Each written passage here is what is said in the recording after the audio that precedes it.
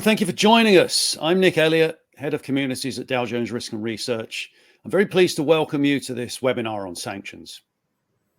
This is already a critical area for risk and compliance professionals. Sanctions have become a go-to policy tool for various governments. That's created a complex thicket of laws and regulations that are difficult for companies to navigate. Next week, we have a new administration coming into office in the US under President-elect Donald Trump, and that holds the possibility of policy changes in this area. What's the state of play and what does all this mean? Well, those are questions we're hoping to answer for you in the two-part webinar coming up. We're going to start by looking at some data and what the patterns in that data can tell us. And for this, we're joined by two of our in-house experts. Tom Blass is editorial director and co-founder of World ECR, a specialist publisher of information on export controls and sanctions that was recently acquired by Dow Jones. We're also joined by Miroslava Panushkikova, who works on our extensive sanctions database as part of that team. She has 20 years of experience in this field. You may have questions about what's being discussed today on stage, and if you do, you can write them in the Q&A box that you will see on the right-hand side of your screen, and we'll get to those later in the program. But first, I'm going to hand over to Tom to get the conversation started. Tom, welcome. Nick, thank you so much for the introduction, and it's great to be here with distinguished co-panelists. Miroslava, if we go to the first slide, what we have is a fascinating representation of sanctions developments over the last 5 years or so. What we're looking at here is sanctions additions, changes and delistings for the United Nations, the United States, United Kingdom and European Union for a period that spans from Jan 2020, the beginning of the Biden administration, through to the present. Just to locate us, clearly there's a spike for March 2022. This, I think, is the beginning of the ramping up of sanctions after Russia's invasion of Ukraine. Can we start to unpack that diagram a little bit more? For example, it includes changes, additions, and delistings. So what kind of things are caught by that change category? Is it merely an administrative term? Sure. So let's have a look at the diagram and look at the actual kind of volumes and numbers and types of changes. As you said, there is a number of changes captured there, in addition to additions and delistings. These are very straightforward to understand. So changes can be of several types. In most instances, these are material changes where the regulators update existing designations and add additional detail to the listed names, whether it's people, entities, ships, or whoever has been designated previously. So these could be new data points, such as date of birth. It could be addresses. It could be identifying numbers to help with the identification of the designated subject. It could also be a change to the designation itself, so addition of the subject under a new sanctioned regime. It could also be a change, which we have seen a lot of in the past years, where the subject originally sanctioned under sectoral sanctions move over to SDN type of list, and many other different kind of changes also fall in here. And lastly, some of these are also referring to corrections of the originally published data. There is obviously a lot of users of sanctions data and that feedback on it. And if there is any error or kind of discrepancy or lack of clarity that is observed by those users and their feedback, often regulators update those designations to make it clear and correct. And within Dow Jones, our research team also is one of those that contribute to that feedback. Okay, so for example, we've got a huge spike there for July 2024. What does that represent exactly? Yes, so that was the absolute majority of that spike actually refers to a massive update that was issued by OFAC back in July, and in what otherwise would be a fairly quiet month of holidays for most, but in terms of sanction activity, we usually don't see that much happening. That update consisted of changes to almost 4,000 entries. So a substantial part of the OFAC SDN list was updated in that one day. And all of these had one thing in common. They all had language around secondary sanctions lists. Risk added to their listings. All of them were Russia kind of sanction regime related listings.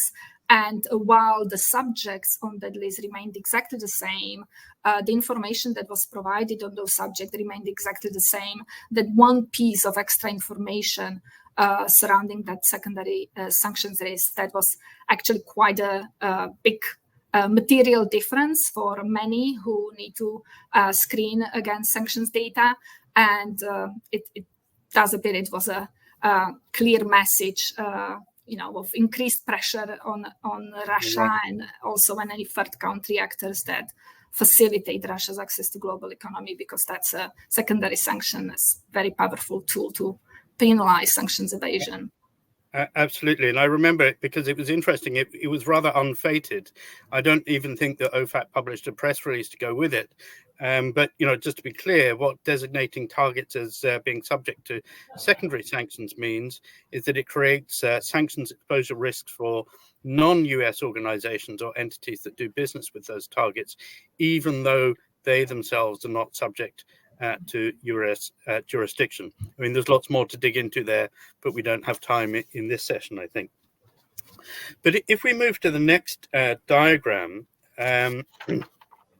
what we see is very interesting as well, isn't it? Because that compares the number of sanctions targets now with the situation in 2020. And the one standout is, obvious, that there are very, very more sanctions now than there were then.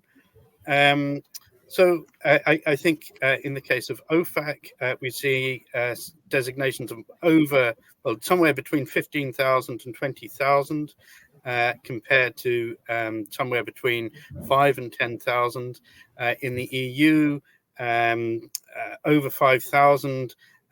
4 years ago, there were less than that, or 5 years ago, there were less than that. But what else can we read into that? So, for example, if we compare the US and the EU and the UK, when it comes to the numbers of entities versus individuals who've been designated, what are we seeing there? Sure. So it's very obvious that the evolution of the kind of the size of the list and its breakdown has not necessarily been the same for all sanctions lists. And again, here we just looking at the four major kind of financial sanctions type of list, not all that are available, and that we see this double the size kind of evolution in that many more subjects were designated in those lists. And the breakdown by person and entity, it's really interesting.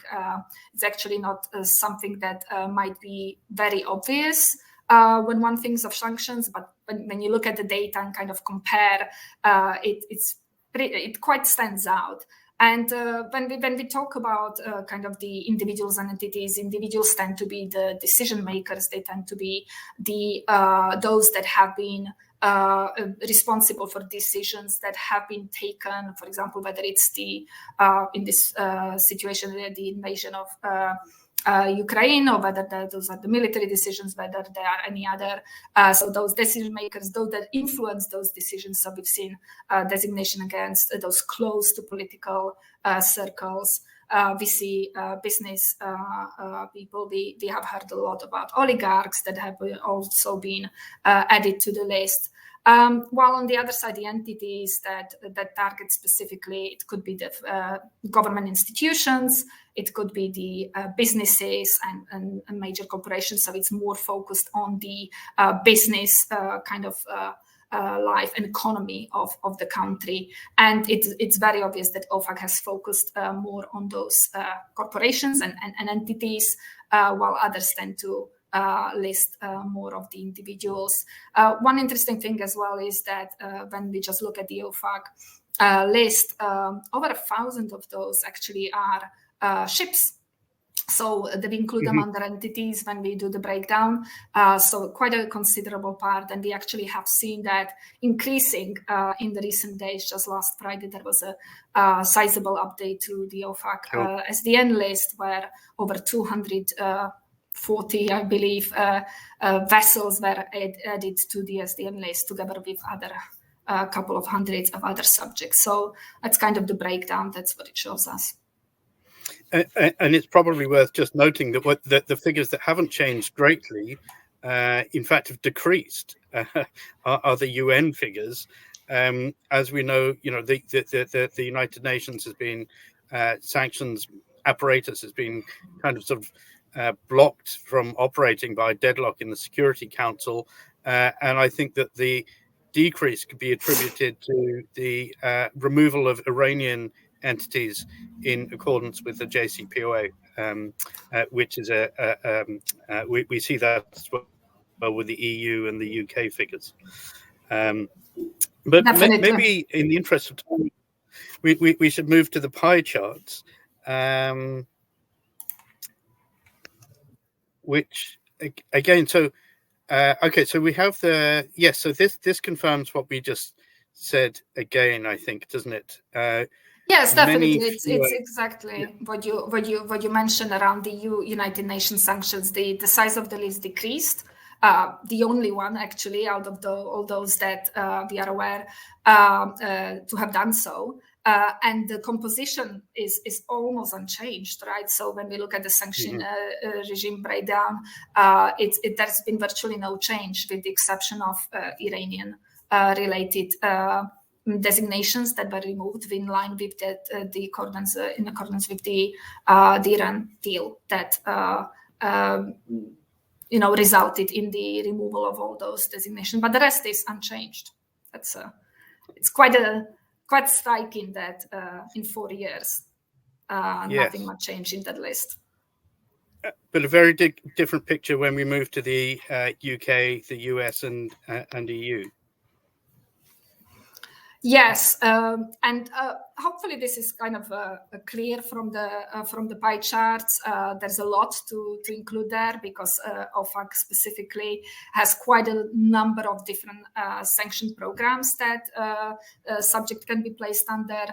But I think that it's hugely kind of demonstrative of what has happened over the last couple of years. Where when we look at the kind of end of 2020 and where those designations were, under which programs we see narcotics, we see Iran, we see terrorism, Syria being extremely prominent when it comes to numbers of designations there. The picture right now is completely different. So it's largely taken up by designations due to the Ukraine-Russia situation. Terrorism is obviously still present, as well as narcotics, but it's all shifted, and the kind of the breakdown is completely different, which is a good reflection of the kind of the recent concerns in global kind of area, and where the sanctions have been. What the sanctions have been targeting in that sense. And that's roughly mirrored, isn't it, in the EU and the UK pie charts? Exactly. So this is the European Union, and UK follows it very closely as well. It is even more striking, I think, that I think if we count the Ukraine-related regime here, together with Belarus and others, it will be over half of the list is related to that, with the remaining half kind of split between all the different sanction kind of programs that are still in place. So in our remaining time, a couple of things that are kind of that are harder to represent in figures, but one is the fact that, because of the 57% because of the 50% rule in the US and the equivalent ownership and control rules in the UK and the EU, I mean, that changes the picture metaphorically and figuratively and really, doesn't it? Because if you include all those entities that would be sanctioned, the pie chart sort of grow exponentially and create all sorts of new compliance uncertainties, I suppose. Definitely. So the kind of the 50% rule, whether it's for OFAC or any other jurisdiction that has it in place, expands substantially the sanction screening to additional entities that are not mentioned on any of these lists and that need to be identified through research, ownership research, and I located that information and kind of identify those companies that are ultimately owned by a sanction subject. The numbers increase when we include those as well. So those owned or controlled, the universe of the blocked entities then grows.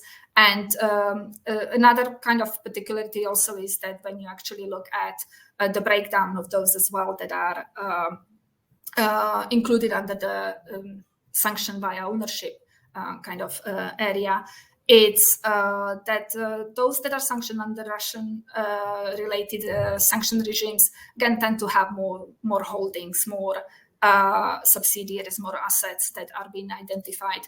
And that's very closely related also to the fact that a lot of designated entities are being businesses, corporations that have major it's major company groups with many subsidiaries. So that's something we have observed as well. So we should say something very quickly about another sort of compliance bugbear, and that's the issue around divergence. We know that the UK and the US and the EU and other G7 countries have been broadly aligned on sanctions, especially on Russia and Belarus. But there are lots of points of divergence even amongst those, despite that alignment. I mean, we have different data points for the same subjects, different targets under equivalent regimes, and the UK forging its own path since Brexit. So that's created more sort of water, as it were, between allies. Would you say something about that very quickly? Sure, and you're absolutely right. There has been a very much coordinated effort when it comes when it comes to approaching the sanctions against Russia specifically. So that coordinated effort we have seen over the years since 2022, when the sanctions were first kind of when they picked up. It's been coordinated. Such a level of coordination we haven't seen, but that doesn't mean that there is a complete overlap between those sanctions lists. We could be looking at comparing two lists, and maybe 50, 60, 70% max of the sanction subject might be the same on both, but the rest are unique to that particular list. So, and of course, when you look at the size of OFAC SDN list, there is a lot of unique content there because it's just not replicated on any other list. But as you also mentioned, the actual data points that are published as part of designations, even if the same person or entity is sanctioned under multiple jurisdictions, it doesn't mean the data points published for that subject are the same, which has quite an impact when one is screening in different jurisdictions. You can get completely different screening results because of that divergence. So there's quite a lot that causes complexity. And it's only, we're only talking about the four majors list. When we look at the remaining kind of universe with many other countries publishing national list, that divergence gets quite considerable. In a sense, it's going to be fascinating to know what it looks like in 5 years' time, because I think it's going to be a very different set of pictures. But Miroslava, thank you for showing us those slides. And Nick, I'm going to hand back to you. Thank you, Tom. Thanks, Miroslava, for sharing those insights with us. Now we're going to turn to the outlook for policy and enforcement. And for this, we're joined by two external experts. Rachel Fioril is a partner with the national security practice at the law firm Morrison & Forster. She's also previously was head of enforcement at the Office of Foreign Assets Control, which is the main US sanctions enforcement body. And we're joined by Rachel Fioril, who is a sanctions and geopolitics expert. She's an advisor to the firm Horizon Engage, and she's an adjunct senior fellow at the Center for New American Security. Rachel, welcome. Thank you so much for joining us. Rachel Ziemba, if we could start with you. So there's a lot we don't know about the new Trump administration's stance on sanctions. But from what we've heard so far, what can we tell about the direction of policy at a high level? Thank you, Nick. Thank you, and the Dow Jones team for having me. It's an honor to be here and to be here with Rachel, who has so much experience. So look, what do we know now? We know that we know that Trump himself has said that he thinks there are limitations of sanctions, that he would rather put them on and then lift them. I think he's talking. I mean, if you look at the story in his administration, the only country where I think that really happened was Turkey. And we can go into that sort of story. There was a very targeted, limited sanctions there.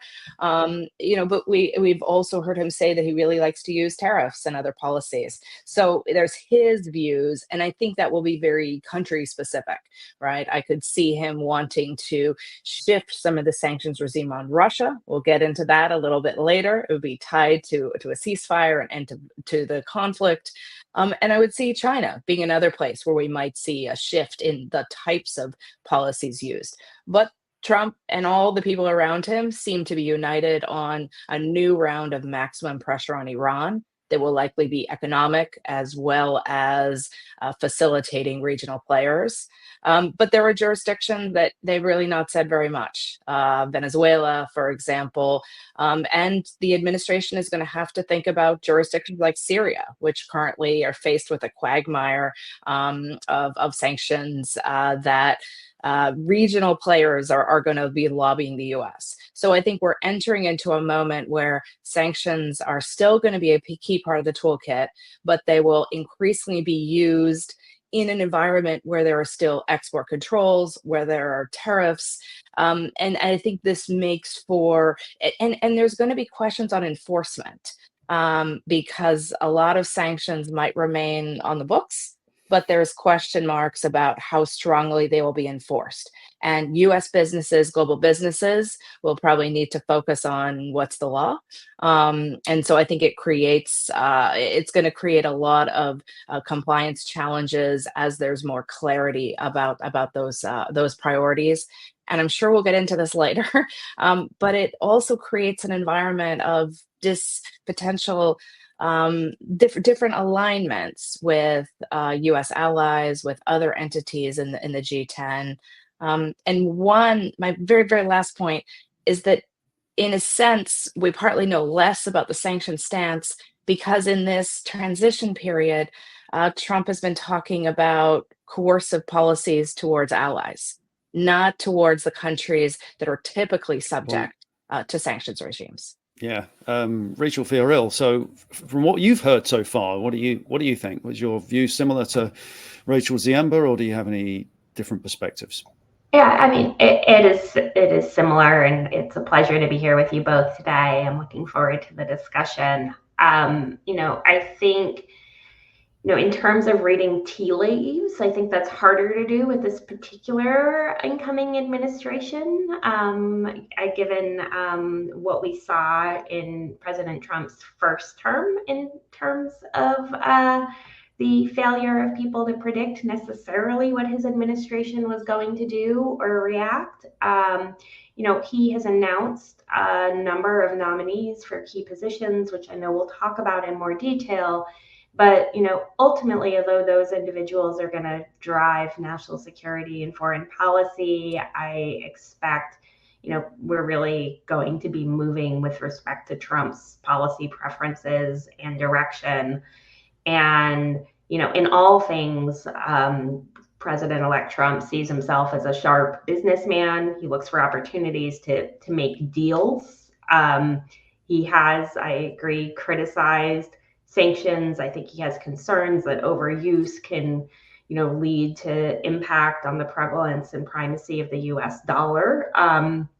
But he also likes sanctions, like all administrations, the presidents do, because they're cheap to impose. They're powerful. They're easy. You can do he can impose them without congressional action, without buy-in from the Democratic Party, and I think that we will see him also, following trends of recent years, build on the sanctions and non-sanctions foreign policy tool that the Biden administration has pushed out the same way Biden did with respect to some of the new tools the first Trump administration pushed out. I think Rachel had noticed this, but sort of once a tool is created, you don't really put it back in the toolbox in this space. And,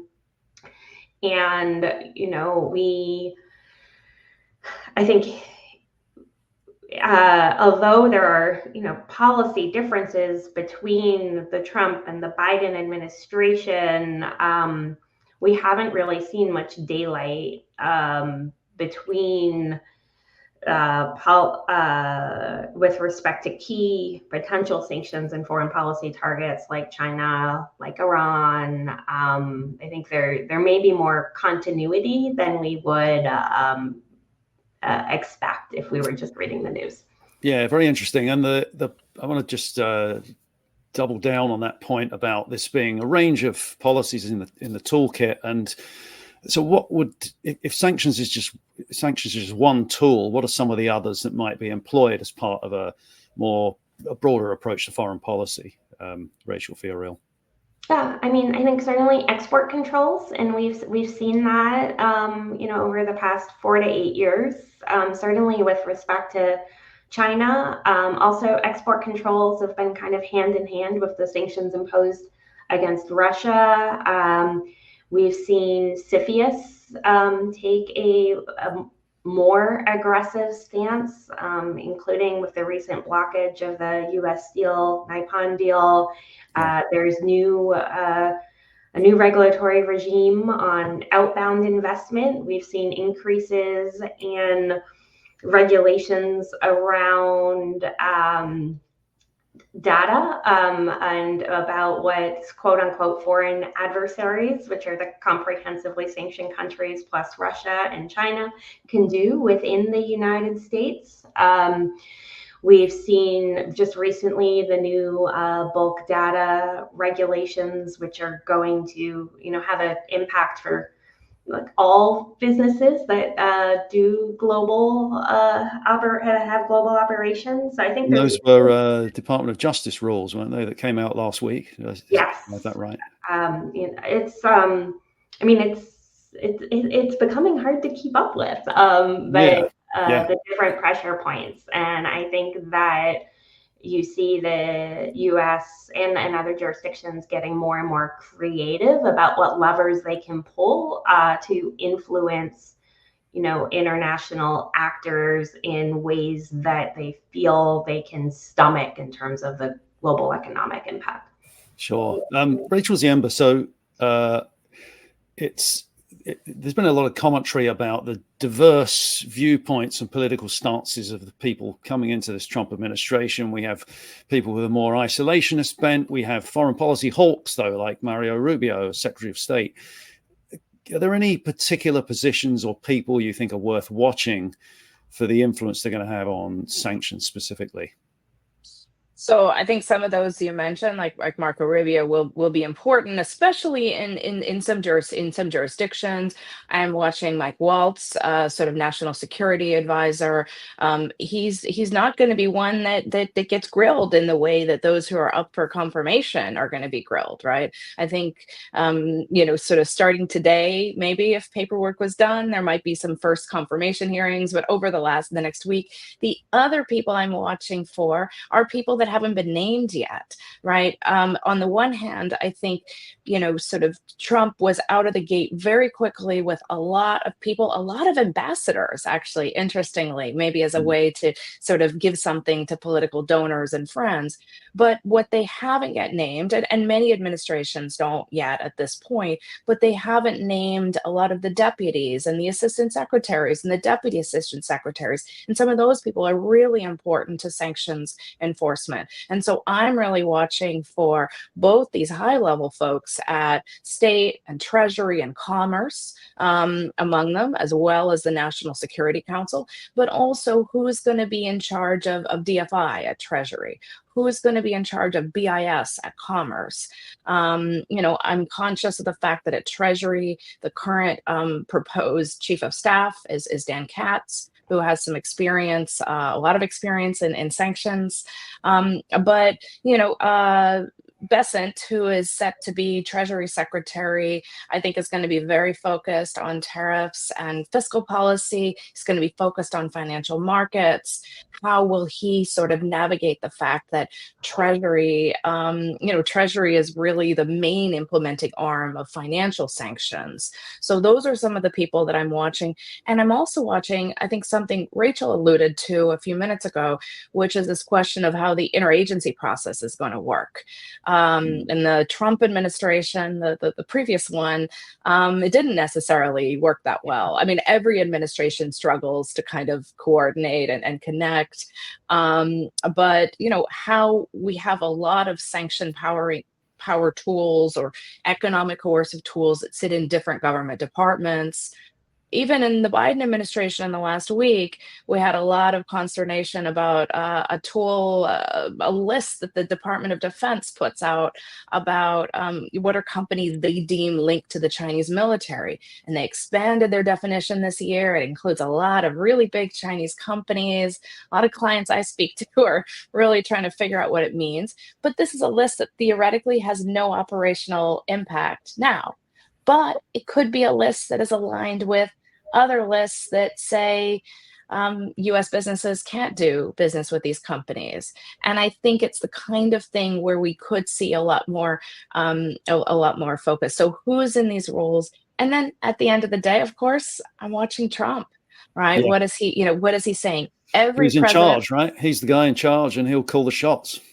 Exactly. And he might listen and the question will be who's he listening to and what's going on in the day and what does he think a good deal looks like? And this brings us back to a point Rachel made at the start, which is that it's harder to predict because there's maybe less signaling about what a good policy would look like. And I think when I have my policy making advice hat on, I think about, if sanctions and these tools are more effective when they're linked to a strategy. When I have my, corporate advisory hat on, it always helps if I know what the administration is trying to do, because then I can maybe predict what's coming next. And so I think especially in a transition period, it's harder to do that. But those are some of the things I'm watching. Great. Thank you for that. It's very insightful. Rachel Fiorell, so we've touched on a couple of regions where we might see some policy change, Russia and Iran. Obviously, we can't predict, based on what we just discussed, we can't predict what's going to happen. But what about a couple of scenarios? Like there's a lot of interest in the Russia sanctions, of course, because those are so expansive, as we saw in the last presentation. But what do you think are the possible ways that this could go under the administration in regards to Russia?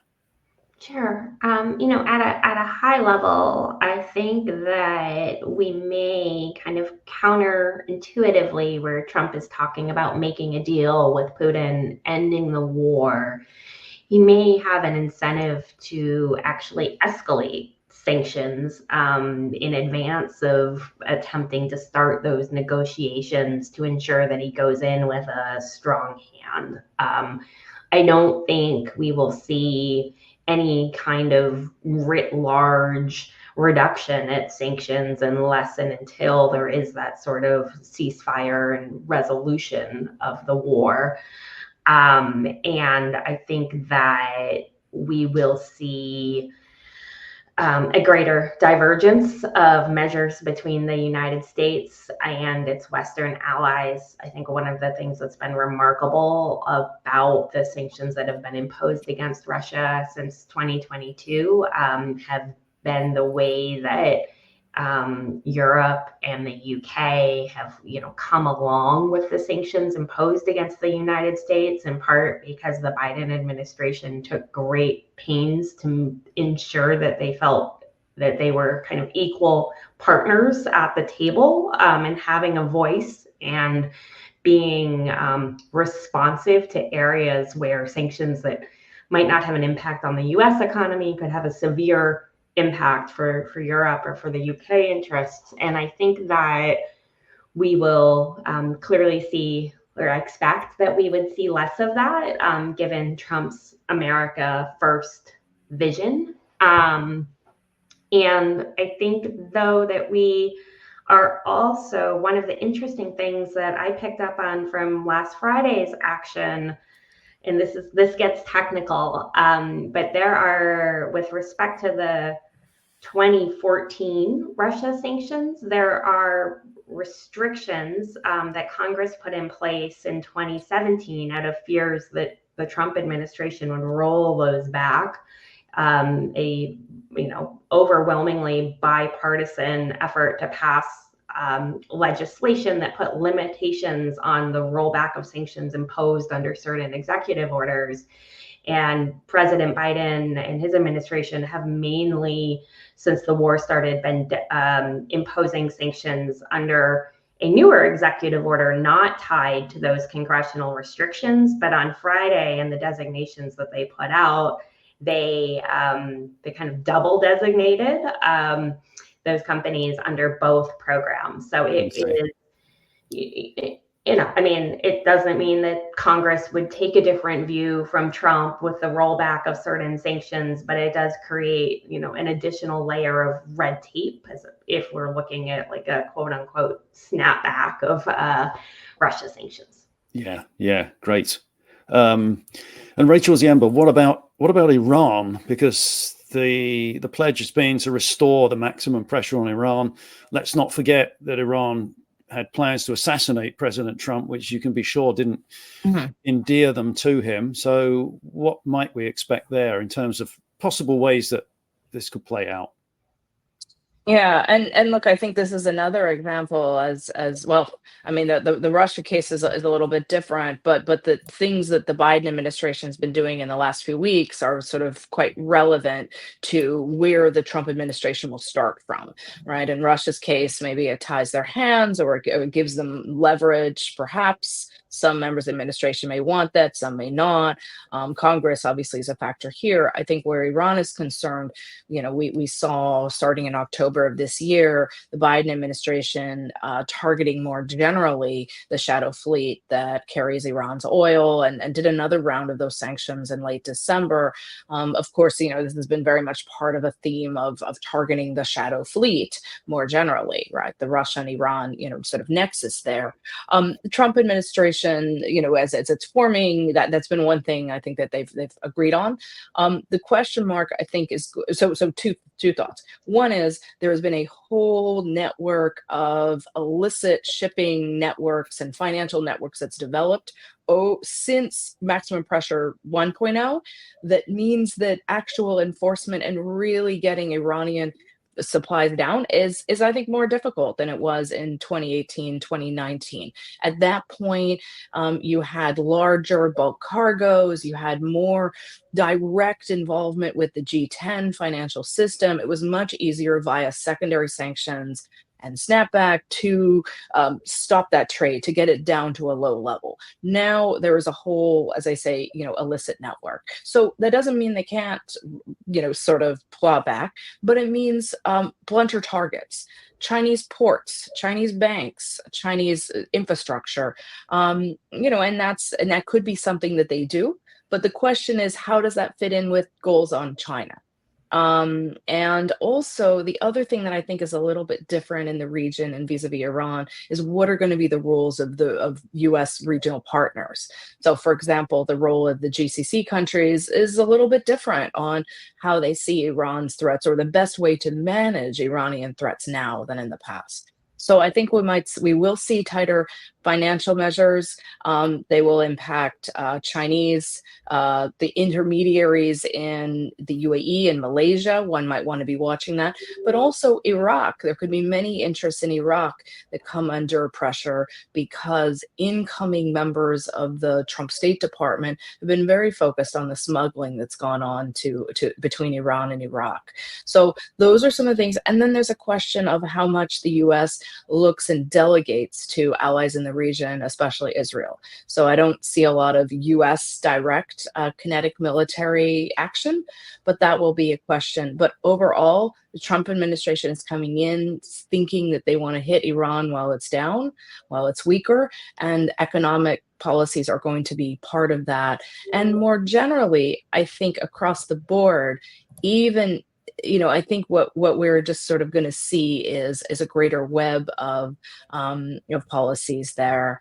On the really great points Rachel made on Russia, I also think that this is maybe going to be a test of how difficult it is to lift sanctions and what happens in a jurisdiction. As we learned from Iran at various points, what happens when some sanctions are lifted and some are not. And I imagine this is going to be the kind of place where even if some are lifted, a lot of them and a lot of the export controls could remain in place for quite a considerable period of time. And so I think that's going to be something to watch in any jurisdiction where the Trump administration is trying to lift or suspend sanctions. Is this, Rachel Fioril, is Iran an area where we could potentially see some significant divergence between the US and the rest of the world when it comes to sanctions? Yes, I think so. I also think that maybe the EU and the UK positions have shifted from the snapback period where the US unilaterally pulled out of the JCPOA. I think, in large part because of the support that they've seen Iran give Russia, which is a area of keen concern for the EU, in particular in the UK. So, they have continued to, over the past few years, roll out new sanctions against Iran. I don't think that those regimes are looking at this stage to re-engage with the nuclear deal.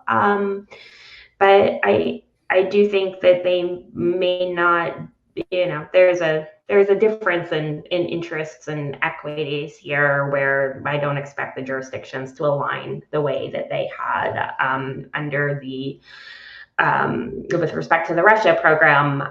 But I also would be surprised if we see strong efforts by these jurisdictions to assist Iran with, say, like alternative payment mechanisms. I expect, Europe to largely align its activities with secondary sanctions risks. But curious what Rachel thinks as well. Yeah, just really briefly, I know you have more questions, Nick. I think the other question is, so what do we see a divergence? And I think Rachel's right that it's not as divergent as it was in the Trump administration, but also how much does it matter from a sort of legal standpoint, especially for G7 companies? And I think the lesson from the Trump administration and the Biden administration is that especially for European, Japanese, sort of globally relevant companies, it doesn't matter so much when the US is using extensive secondary sanctions pressure. Right, the attempts to create the kind of financial workarounds that Europe tried to do in 2018-19, they didn't go anywhere, in part because for European countries, the sort of costs of doing business with Iran, were sort of very high, and the sort of benefits were perhaps much lower, and the risks of losing the US market were so high. And so I think that's an example, and we see already even with some of the Russia sanctions, the way in which the OFAC sanctions have more extraterritorial, power by their nature, and the U.S. is using versions of that extraterritorial power, so the ability to impact third countries, not just the direct target. But also on the export control side, I think it's one of the reasons why you had allies in Europe and Asia coming together on export controls to China. It's one of the reasons why it's not the only reason why we saw alignment on Russia policy. But I think that piece there, especially for compliance departments, if the US pressures are getting greater, it's probably only very small companies in jurisdictions that are further away from the US that might be tempted to break those sanctions. So we might continue to see in emerging economies a set of financial institutions, small ones, and a set of small companies that are willing to try to be intermediaries. But a lot of the big companies, they're going to weigh what their access to the US market looks like. And that's something I think we'll continue to see playing out. Rachel Fiorell, you headed enforcement at OFAC, and as Rachel Ziemba mentioned a little while ago, this shadow fleet has been a particular challenge for enforcement for sanctions. What do you think the new administration should be looking out for, and are there new tools they might potentially apply to ensure more adherence with US sanctions? Sure. I mean, I think that in terms of enforcement in the traditional like OFAC enforcement action sense, there's not a lot of shift in the role of the enforcement division when there's a change in administration. Kind of cases that are on the book tend to continue. Even if a program is terminated, you will still see trailing enforcement actions involving violations of that program. I think the enforcement division of OFAC is more focused on teaching kind of compliance lessons learned through enforcement. So if they see something they want to flag for the private sector in terms of, one thing they've been hammering home over the past several years is if you're collecting information, you need to be leveraging that for sanctions purposes. And those sort of cross-programmatic compliance lessons learned remain relevant regardless of which sanctions program prohibitions are triggered. I think that we've seen and heard a lot about a focus on Russia sanctions enforcement since the war started. And we've seen other types of enforcement take more of an active role in terms of, seizing assets, seizing yachts of sanctioned Russian oligarchs. We've seen an increase of enforcement on the export control side. And I think that we'll see kind of as these cases take time. I'll also add that we also saw the expansion of the National Security Division in the Department of Justice and an increase by, I think they got 25 new prosecutor positions with a focus on export controls and sanctions. And, not enough time has passed to see the uptick in enforcement in terms of public actions that are going to come out of that increase in resources. So I think we will, regardless of what happens with the Russia sanctions, I think that certainly those prosecutors, certainly OFAC, the enforcement division, they're all being encouraged over the past 2 years to find cases involving Russia and to focus on those. And we're just starting to see some smaller cases related to the new Russia sanctions coming out.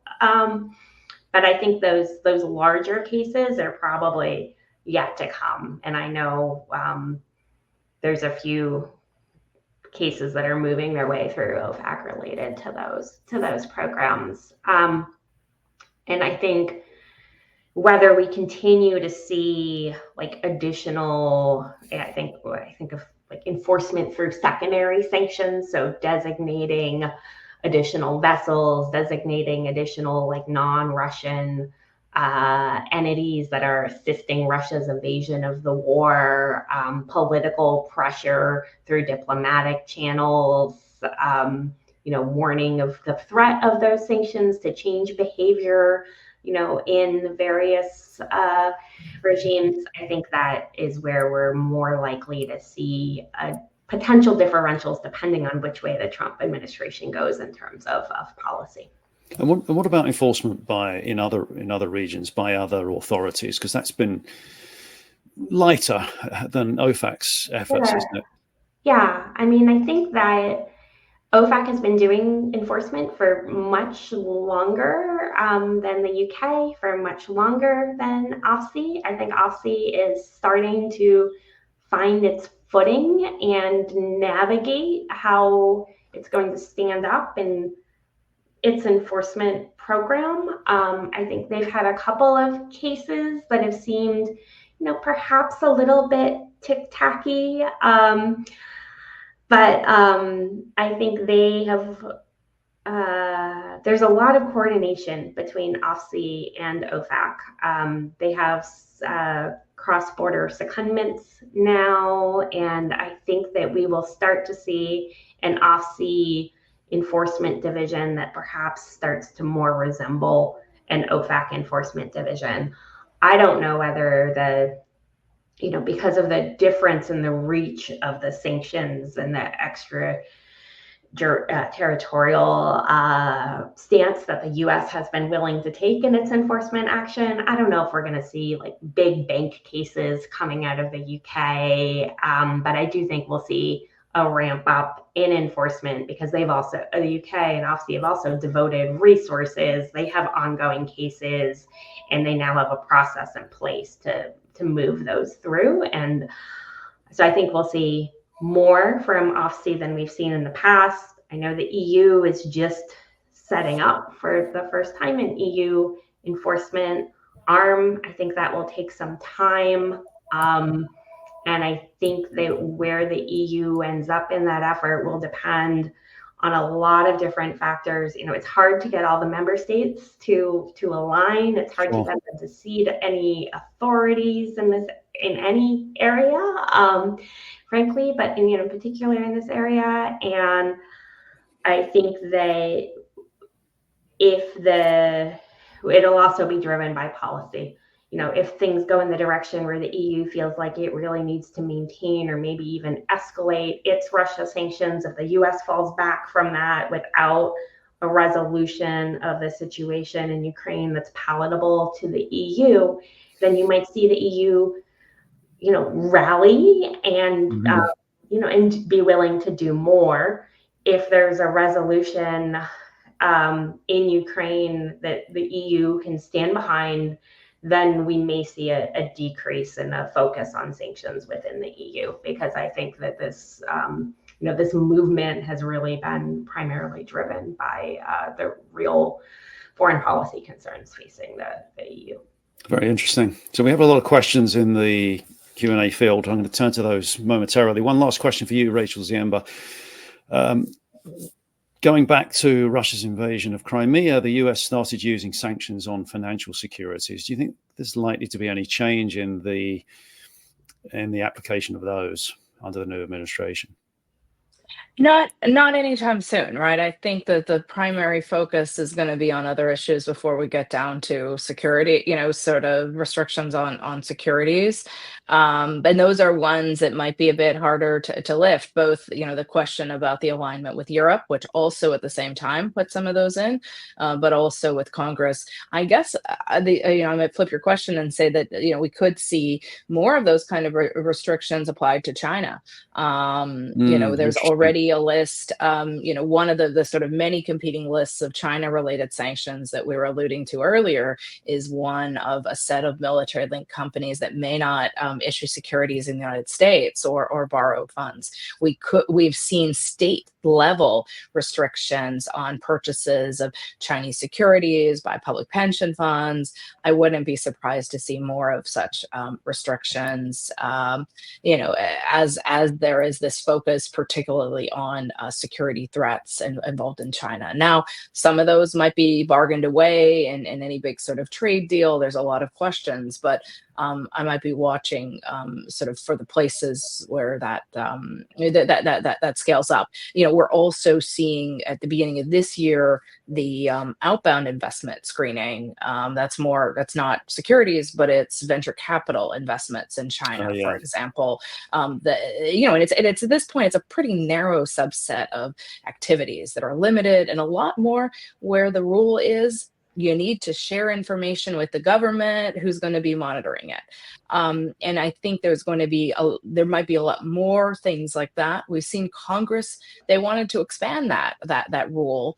It was one of the things that didn't happen in the sort of funding of the government at the end of last year. So that would be somewhere I would watch. And that's really about closing loopholes that security professionals believe are there in existing tools. So for example, CFIUS already covers large flows, other tools. And so we might see, to Rachel's point, once a tool is created, it often gets expanded and used for other creative purposes. And I think that's going to be one that sort of financial flow piece may, be used more. And I'm really curious to see how that interacts with Trump's stated policy to attract more investment into the United States. Are there limits to that? How are Chinese companies treated? How are foreign investors from, say, the Middle East treated that also have links with China? How will this desire for sort of bringing assets, bringing investment, bringing manufacturing to the United States conflict with security goals that may come down to the identity of the investor and their global links? And those are all going to be things that I think due diligence teams, compliance teams are going to have to be grappling with going forward. Great. Thank you for that. So we've got time for a couple of questions. And for those of you who have questions about the data, some of those are specific questions about what's included in the data. We'll follow up with you by email on those. But Rachel Fiore, I'll give you this first question. This comes from Jamie. How are firms handling the Ukraine sanctions list that was created in September 2022 and that to date has not been added to or updated to remove names that do not appear on other lists? Is that anything that's come up with any of your clients as a complicated area? Sure. I mean, I think that the official Ukraine sanctions list is one that's generally screened, certainly by large global financial institutions and global companies that have sophisticated screening programs. I think that it's, in terms of compliance with that list per se, really varies depending on whether those institutions have any, whether Ukrainian jurisdiction applies, but also you do see in certain instances a kind of a adherence to those sanctions, a de-risking from doing business with parties on that list. There's also a more general or a less formal list that is affiliated with the Ukraine government, and the name is escaping me right now, and that is a list of largely Russian entities that it has no legal authority. And I have had clients ask me about the impact of that list. It's sort of a wish list of entities, individuals that Ukraine would like to see Western sanctions imposed against. And for those, you don't see that sort of screening. It's not used as a screening list. It's not quote unquote complied with, because it has no legal impact. Yeah. Okay. Rachel Ziemba, I'll put this one to you. This comes from Nicola. Could there be a shift in sanctions policy towards addressing human rights issues, such as those in Iran and North Korea? That's an interesting one. Potentially. Overall, across the board, I would anticipate that Trump administration might be a little less focused on human rights as the primary trigger for sanctions. I think we've seen a lot of use of like Magnitsky sanctions on human rights and other issues under the Biden administration and those before it. I think human rights could be used as a justification in cases where the strategic argument is for tougher sanctions. So Iran, definitely case in point, maybe North Korea, perhaps Venezuela, if they decide they really want to put more pressure on Venezuela. But I think this tendency of sanctioning officials that do human rights violations on their own population, I anticipate that, and that are trying to counter corruption abroad, I think we'll probably see a little bit less of that. Now, from my perspective, I wasn't sure that a lot of those measures actually had much impact, particularly in countries that are already subject to many sanctions regimes. Countries where they don't have a lot of sanctions already, maybe it did. So we'll see how that plays out. And sadly, we're out of time. It's we've run through the 40 minutes that we have for this discussion. I know there's a lot more that we could discuss, and it's an ongoing conversation. We'll see what happens in the next few weeks, and we'll definitely be revisiting this topic in future. Rachel, thank you so much for joining us and sharing your thoughts and expertise. Thanks also to Tom and Miroslava for the earlier presentation. We will be posting a recording of this, so look out for that. And for those of you whose questions we couldn't get to, apologies, but we'll try and follow up and answer them after this is all wrapped up. Thanks to all of you for joining us today, and we really hope to see you at future Dow Jones events. Thank you. Thank you.